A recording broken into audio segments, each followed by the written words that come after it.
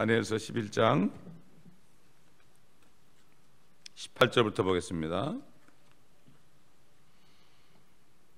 이후에 그가 그의 얼굴을 섬들로 돌이켜 많이 취할 것이나 한 통치자가 그에 의해 주어진 비난을 자기를 위하여 중단시킬 것이요 그 비난을 그에게로 돌려 자기에게는 얻게 하리라.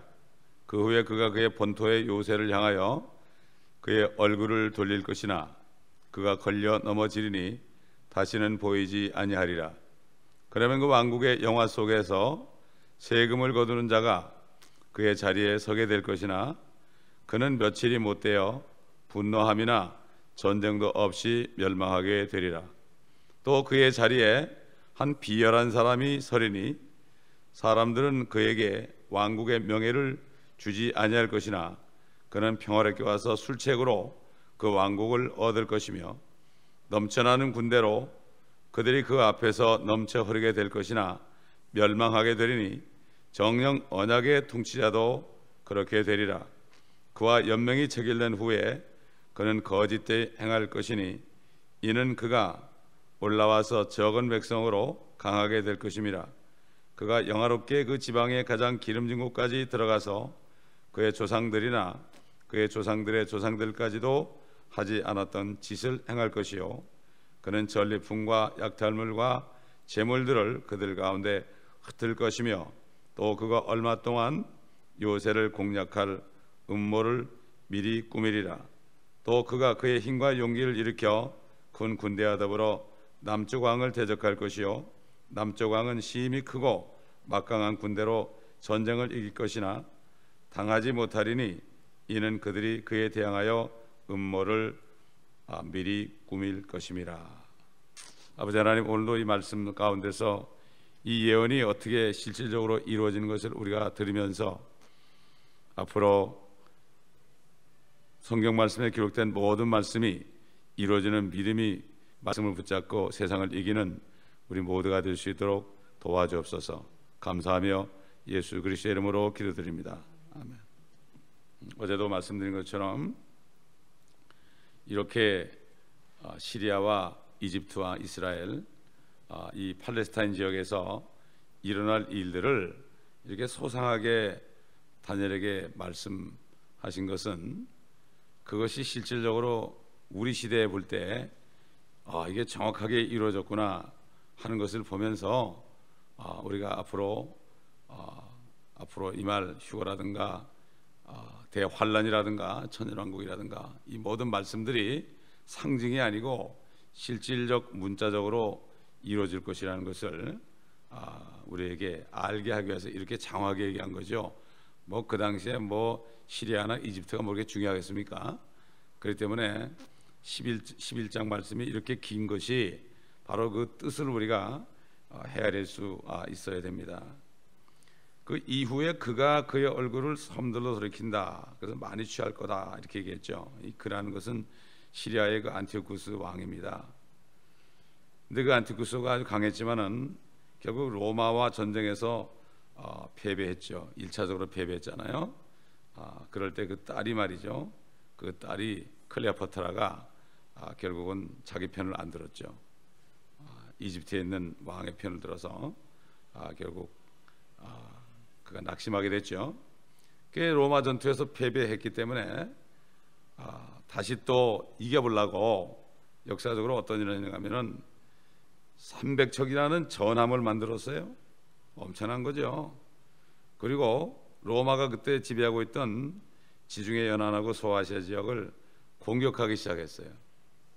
이 전쟁 초기에 그 안티오쿠스는 그의 얼굴을 섬들로 돌이켜 많이 취할 것이라는 예언하신 대로 사이프라 섬이라든가 시실리아라든가 말타라든가 이런 섬들을 정벌하는 성과를 올렸어요. 실질적으로 이 말씀을 이루기 위해서 그렇게 한 거죠. 그러나 결국 BC 190년 마그네시아 전투에서 로마의 한 통치자에게 패망한 채 다시 회군하고 말았어요. 그 뒤에 안티오쿠스는 안티옥에서 평화의 사절을 보내가지고 로마에게 이제 화치를 제안하게 됐어요. 자기가 전쟁에 졌으니까 이제 평화 협정을 제안했죠. 평화협정이 됐어요. 그런데 그 대가는 치러야죠. 패배국은 반드시 대가를 치러야 되죠. 그래서 그 유럽 지역의 영토를 포기해야 됐고, 유럽과 접해 있는 여러 지방의 영토까지 내주었고, 심지어는 그 2,500달란트나 되는 엄청난 그 전쟁 배상금을 지불해야 됐고, 그리고 한 12년 앞으로 12년 동안 매년 1,000달란트씩의 조공을 바쳐야 했습니다. 이게 뭐 실적으로 모든 나라들이 전쟁에서 지면은 결국 그렇게 바치는 게 있죠. 이 말씀을 이루기 위해서 이렇게 한 거죠. 19절에 보니까 그 후에 그가 그의 본토의 요새를 향하여 그의 얼굴을 돌릴 것이나 그가 걸려 넘어지리니 다시는 보이지 아니하리라. 수개월 뒤에 전쟁 배상금과 조공으로 바칠 막대한 재원을 마련하기 위해서 동방의 지방 도시들로부터 세금을 걷어들였어요. 세금을 걷어들였는데 나중에는 그 사원에 있는 것까지도 무리하게 막 수탈하고 이렇게 하니까 백성들이 막 부흥하기 시작했어요. 부흥하기 시작해가지고 결국은 그 안티오쿠스가 그 지방 사람들에게 참 개죽음을 당하고 말았습니다. 그래서 여기 보면 그가 걸려 넘어지리니 다시는 보이지 아니하리라. 이 구절이 그렇게 이루어진 거죠. 자, 이제부터는 조금씩 적그리스도의 모습이 나타나게 되는 것을 우리가 봅니다. 우리가 이것을 알면서 말씀을 듣게 보면, 그러다가 나중에 이제 12장 가보면은 대환란이 있을 것이다, 이런 말씀으로 시작되잖아요.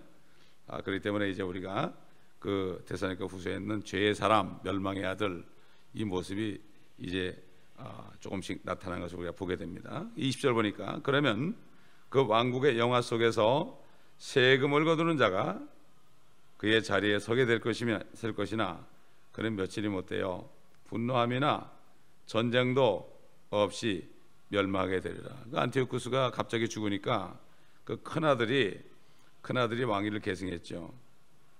그런데 이제 그 결국 그 아버지가 세금을 부과하다 죽었단 말이에요. 그런데 여전히 세금을 부과해야 되지요. 이러한 그 세금하고 또 걷어가지고 전쟁 배상금하고 조공을 다 바쳐야 되는데 얼마나 큰 짐을 또 맡았어요. 그러니까 이게 왕은 왕이지만은 뭐 정말 왕이 아니죠. 고통스러운 장소 아니겠습니까?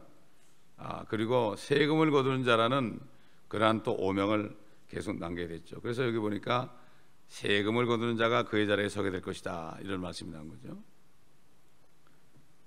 그가 12년 동안 왕에 있었지만은 결국은 얼마가 못 돼가지고 그도 독살당하고 말았어요. 그래서 분노함이나 전쟁도 없이 멸망하게 되리라.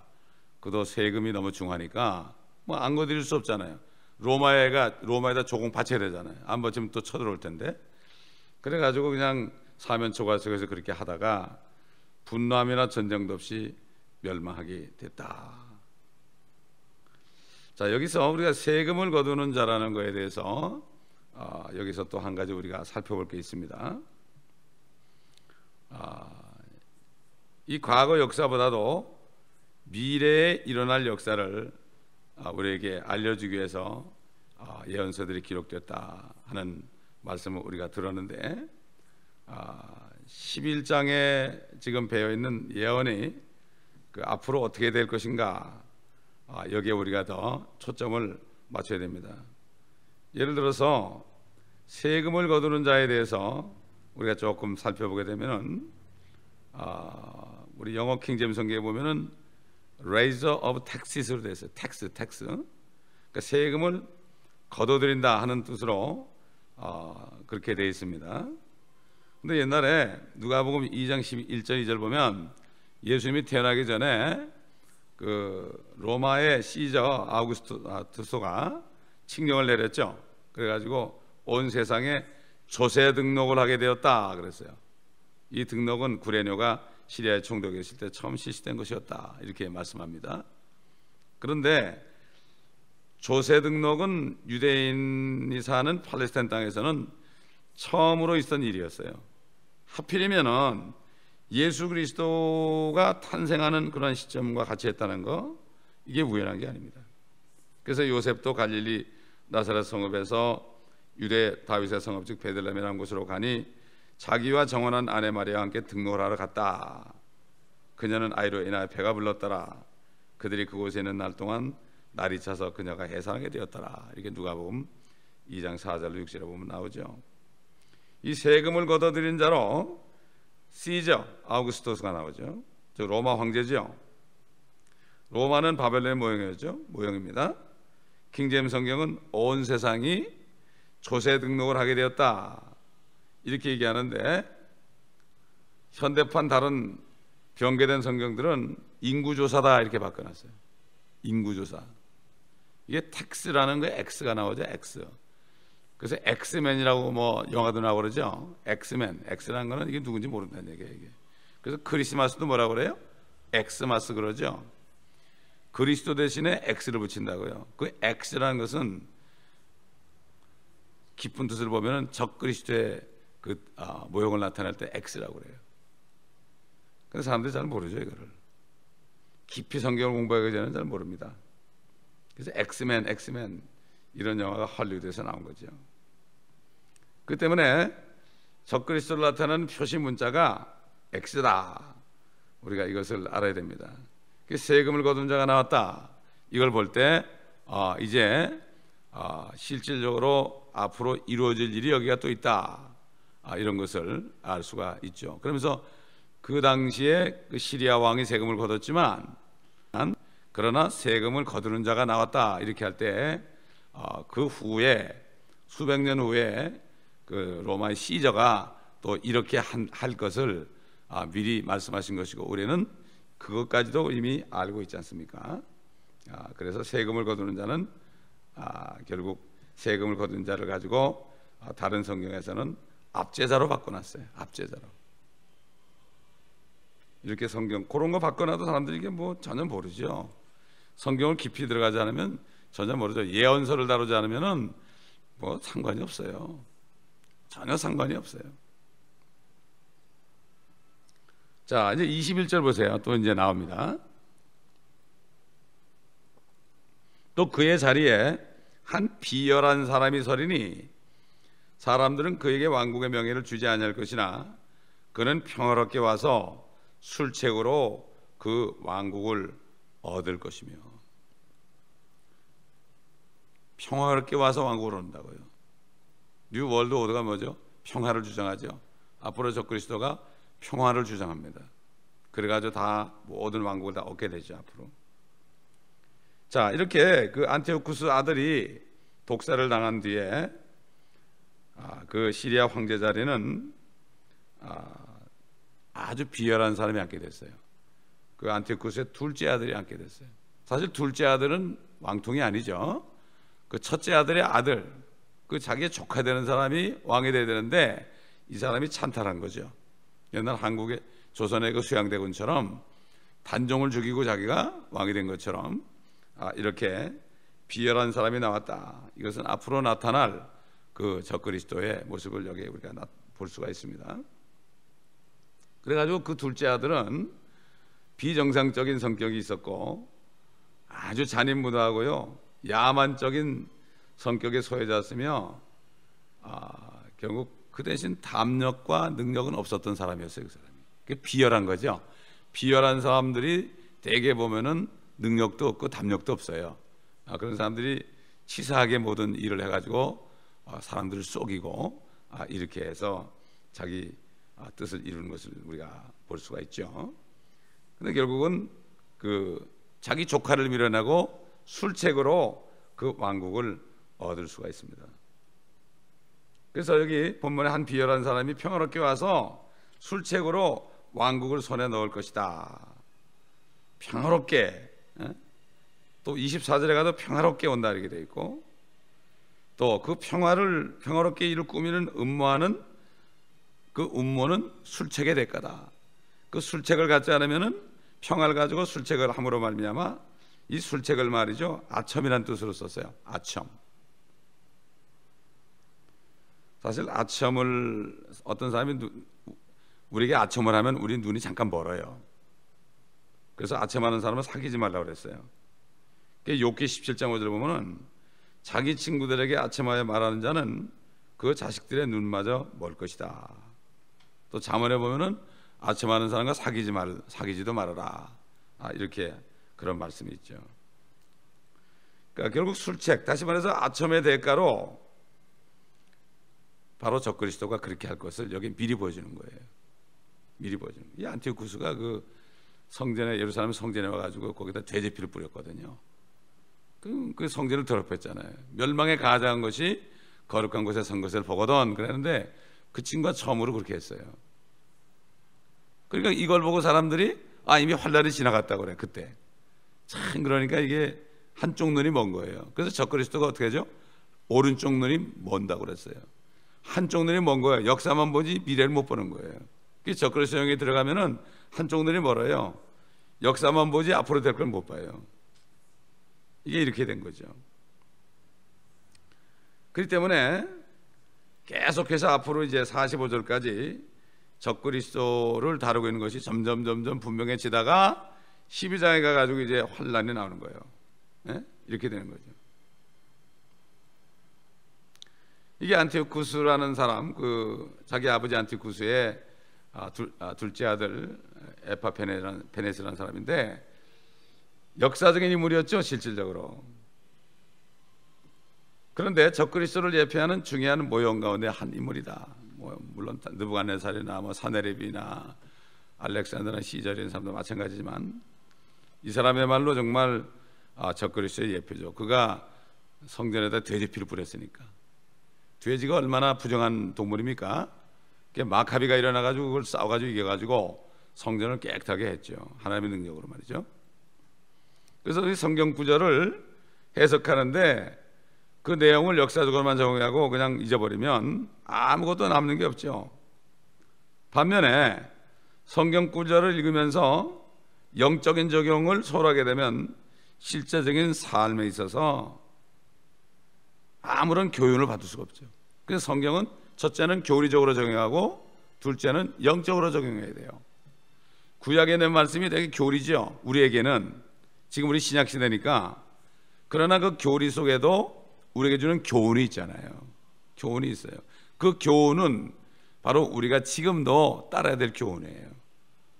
십계명도 마찬가지예요. 십계명. 우리는 이미 그 모든 죄들을 용서받았지만 그것을 통해서 하나님이 이걸 기뻐하지 않는구나. 그렇죠? 마음속에서도 우리가 미워하지 않고 마음속에서도 음란한 생각을 품지 않고 마음속에서 탐나지 않는 이러한 교훈을 받을 수 있는 거예요. 어제도 어떤 사람이 우리 교회에 있는 사람이 CD를 줬는데 그 사람이 그러더라는 거예요. 어떻게 하나님이 미래 죄까지 다 용서를 했냐고. 그게 안 믿어진다는 거예요. 그러면 미래 죄까지 용서가 안 됐으면은 내가 죄 지면은 또 주님이 오셔 죽으셔야 될 거 아니에요. 이렇게 사람들이. 근데 그게 보니까 이분이 이 목사 말씀도 듣고 저 목사 말씀도 듣고 그래야지 묶여 있는 거예요.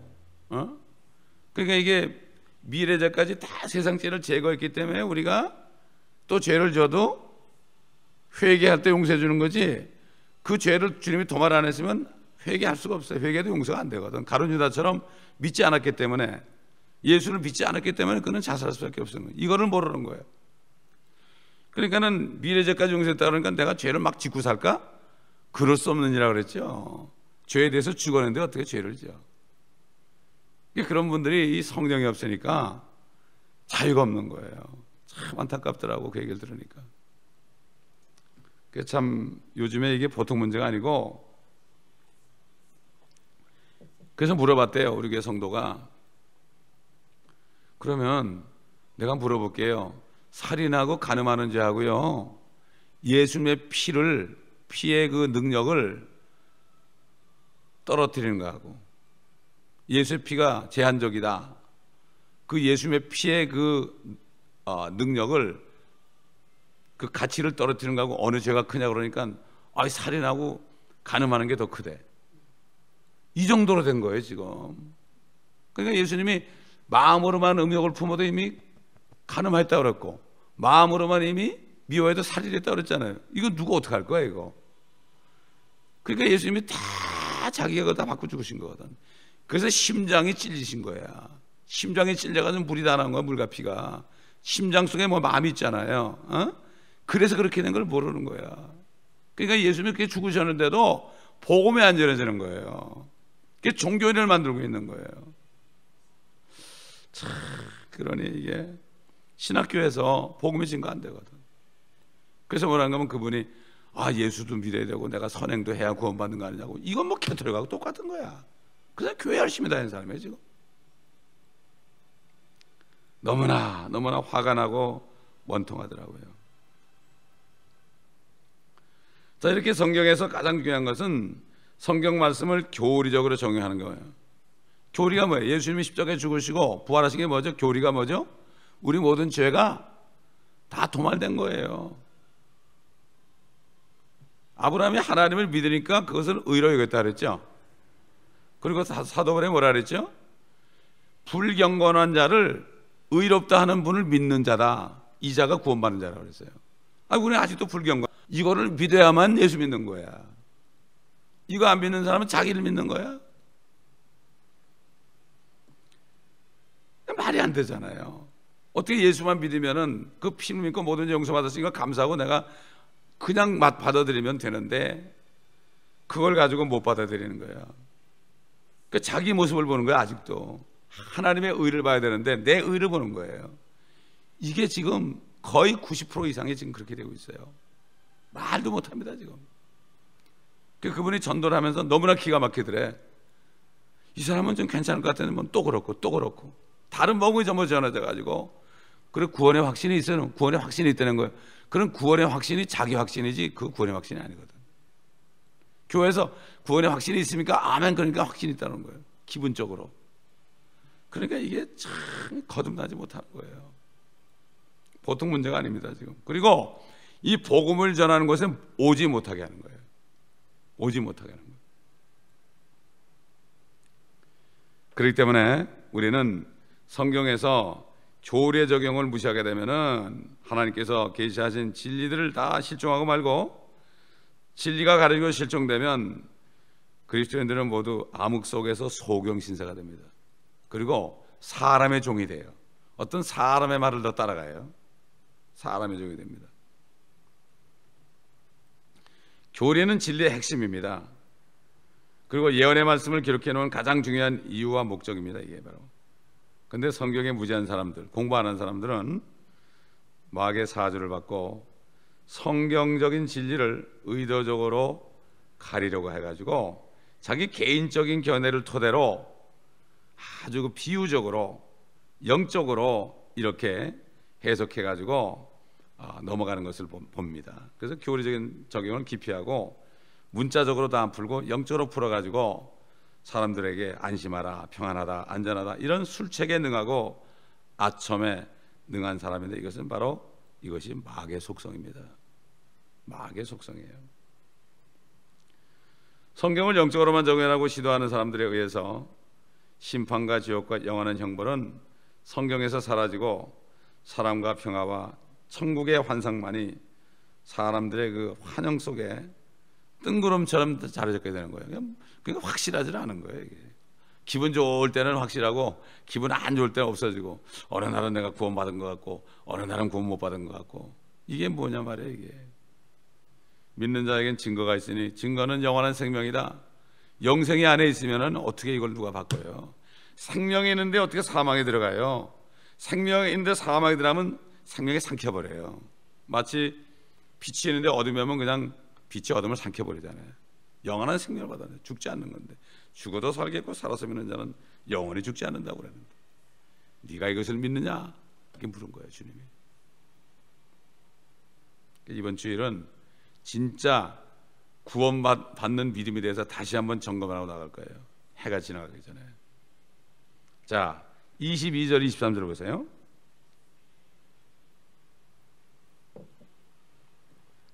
넘쳐나는 군대로 그들이 그 앞에서 넘쳐나게 될 것이나 멸망하게 되리니 정녕 언약의 통치자도 그렇게 되리라. 그와 연명이 체결된 후에 그는 거짓되 행할 것이니 이는 그가 올라와서 적은 백성으로 강하게 될 것입니다. 자, 실질적으로 역사적으로는요, 안티오쿠스 그 에피파네스라고 그 술책으로 왕권을 찬탈한 그 왕은 자기 앞에서 넘쳐흐르게 세력을 가시하는 적들을 결국은 무찌르게 돼서 넘쳐난 군대를 패망시켰고, 언약의 통치자 이건 유대인 대제사장 오나스 3세라는 사람이 있었어요. 그 사람까지도 몰아냈습니다. 대제사장까지 몰아냈다고요. 그 뒤에 그는 자기를 도왔던 그 사람들과 연맹 관계를 파괴했어요. 연맹을 맺어가지고 같이 연합해서 이걸 했는데 연맹을 파괴했어요. 그리고 로마에 다시 접근해가지고 아주 자기는 겸손한 것처럼 거짓되이 행해서 다시 한번 시리아 왕권을 로마로부터 인정받는데 성공을 했어요. 그런데 머지않아 적은 백성으로 강하게 되었고, 그 여세를 몰아서 평화롭게 그 지방의 가장 기름육까지 들어가서 나쁜 짓을 자행했다고 역사는 하고, 아주 그러니까 비열한 사람이었어요. 이 사람이. 적그리스도 그러잖아요. 7년 평화 조약을 맺고 3년 반이 지난 다음에 갑자기 파기하잖아요. 똑같습니다. 이게 사단의 속성이에요. 적그리스도는 사단이 사람 된 거기 때문에 적그리스도의 그 속성을 우리가 알 수가 있죠. 24절 보니까 그가 평화롭게 그 지방의 가장 기름진까지 들어가서 그의 조상들이나 그의 조상의 조상들까지도 하지 않았던 짓을 행할 것이요, 그는 전리품과 약탈물과 재물들을 그들 가운데 흩을 것이며 그가 얼마 동안 요새를 공략할 음모를 미리 꾸미리라. 자, 이때부터는 이제 적그리스도의 모습이 나타나기 시작해요. 하나하나 이제 벗겨지는데, 결국 지금 대환란의 상황들이 앞으로 이제 점점 나옵니다. 그는 평화롭게 군림해 가지고 자신이 지배하는 백성에게 하지 못할 것을 자행하게 될 것이다. 그런데 보면 그의 조상들이나 그의 조상의 조상들까지도 하지 않았다는 짓을 자행한다. 그럼 적그리스도의 조상이 누굽니까? 유대인들 아니에요. 적그리스도는 유대인이 될 거니까. 예수님이 내가 아버지의 이름으로 왔으나 너희가 나를 영접하지 않았지만 다른 사람이 자기 이름으로 오면 너희가 영접하리라. 다른 사람이 바로 적그리스도거든요. 유대인입니다. 유대인이 아니면 적그리스도 될 수가 없어요. 유대인의 피가 없으면 안 돼요.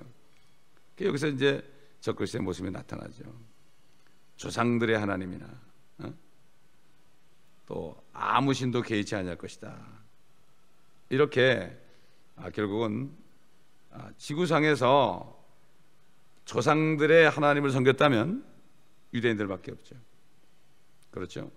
그 유대인이라는 것은 조상은 아브라함과 이삭과 야곱 이런 사람들을 지칭하지 않겠어요? 그렇기 때문에 여기서 우리가 이제 적그리스도의 모습이 나타나는 것을, 그 베일이 벗겨진 것을 우리가 볼 수가 있습니다. 또 이렇게 얘기해요. 그는 전리품과 약탈물과 재물들을 그들 가운데 흩을 것이며 또 그가 얼마 동안 요새를 공략할 음모를 미리 꾸미리라.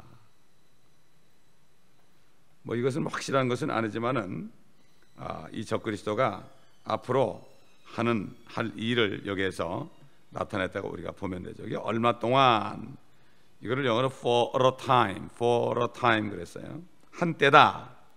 요한계시록 보면은 한때가 1년이죠. 한때, 두때, 반때 그러면은 3년 반이죠. 한때 그러면은 1년을 얘기하죠.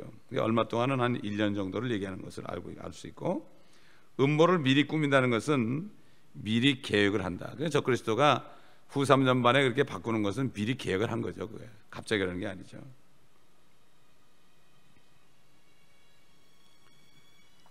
자, 그래서 이렇게 이제 적그리스도의 모습이 나타납니다. 그래서 이제 25절부터 이제 본격적으로 나타나서 45절까지 나타납니다. 그러니까 이것은 또 내일 하기로 하겠습니다. 기도하겠습니다. 아버지 하나님, 주님께서 성경을 상고하라 말씀하셨는데 바로 이 다니엘서는 주님께서 말씀하신 성경 중에 하나요. 또 특별히 11장은 앞으로 임할 대환란에 대한 예고요. 아버지, 이렇게 자세하게 공부하지 않고서는 알 수가 없나이다. 우리가 세상에서 역사를 공부하는 것도 하나님의 말씀이 어떻게 이루어졌는가 하는 것을 가르쳐주기 위해서 역사를 공부하고, 세상 사람들도 역사를 공부하면 지혜롭게 된다고 그러는데, 아버지, 하나님의 사람들이 이 성경에 나타난 아버지의 말씀을 보지 않아서 하나님의 말씀이 어떻게 이루어졌는지 알지 못하니, 또 앞으로 이루어질 요한계시록이나 이 모든 말씀들을 깨닫지 못하고 있는 이 마지막 때 살면서 주님이 오신다는 약속이 어디 있느냐고 아버지 하나님 조롱하는 때가 되었습니다. 아버지, 이 교회에 속한 모든 지체들 모두가 다 정신을 차리고 공고한 새해가 될 수 있도록 주님 도와주시옵소서. 그 열정을 주시옵소서. 하나님을 좀 알고자 하는 열성을 주시옵소서. 썩을 육신 따라가지 않게 도와주시옵소서. 성령을 따라가게 도와주시옵소서. 아버지, 우리의 기도를 들어주시고 저들의 심령을 흔들어 주시옵소서. 그래서 모두가 다 새해에는 아버지 하나님, 하나님 말씀의 전신갑주를 입고 그리스도의 군사들이 될 수 있도록 주님 도와주시옵소서. 이 말씀을 듣는 모든 사람들 동일한 축복을 내려 주시옵소서. 감사드리며 우리 주 예수 그리스도의 이름으로 간청하며 기도합나이다. 아멘.